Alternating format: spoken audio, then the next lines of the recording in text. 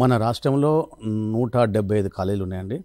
అందులో 19 government college, మిగతా 156 private సెక్టార్లో ఉన్నాయి.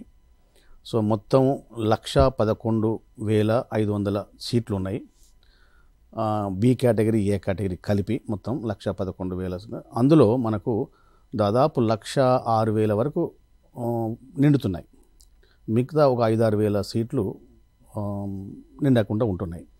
ముఖ్యంగా ఏంటంటే ఇందులో ఈ కోర్ బ్రాంచెస్ అంటే ముఖ్యంగా మనం పరిగణన తీసుకునేది అంటే సివిల్, ఎలక్ట్రికల్, మెకానికల్. ఈ సివిల్, ఎలక్ట్రికల్, మెకానికల్ రిలేటెడ్లో మనకు దాదాపు 14,500 సీట్లు ఉన్నాయి. మిగతా 1,11,000లో 14,000 మిగతా మొత్తం ఐటీ రిలేటెడ్ ఉన్నాయి. సో మన సీటు అడ్మిషన్స్ వచ్చేసరికి 87% మన కోర్ బ్రాంచెస్ నడుస్తున్నాయి. 91% ఈ ఐటీ సెక్టర్ అంటే IT circuit branches like civil, మన computer science and allied data science, AML ఇవి, తర్వాత ఈసీ కూడా అందులో 91% ఉంది. ఇది 87%.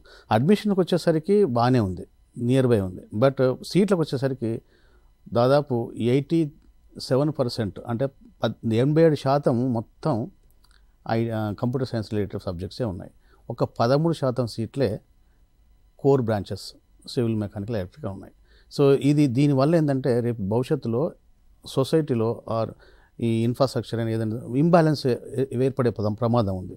ఫర్ ఎగ్జాంపుల్ మీరు కన్స్ట్రక్షన్ సెక్టార్ చూసుకోండి, రియల్ ఎస్టేట్ చూసుకోండి, రోడ్స్ అండ్ బిల్డింగ్స్, ప్రాజెక్ట్స్, తర్వాత మన మ్యానుఫ్యాక్చరింగ్ ఇండస్ట్రీ, ఏరోస్పేస్ ఇండస్ట్రీ, ఇందులో షార్టేజ్ ఏర్పడే ప్రమాదం ఉంది. అందుకనే గవర్నమెంట్ ఆఫ్ తెలంగాణ ఒక పర్స్పెక్టివ్ ప్లాన్ తయారు చేసేసి మనం వెబ్సైట్లో పెట్టడం జరిగింది. దాని యొక్క ప్రాధాన్యత ఏంది, ఎందుకు దాదాపు ఒక 5 ఏళ్ళ డాటా చూసుకుంటే 283% ఈ కంప్యూటర్ రిలేటెడ్ సీట్లు పెరిగినాయి.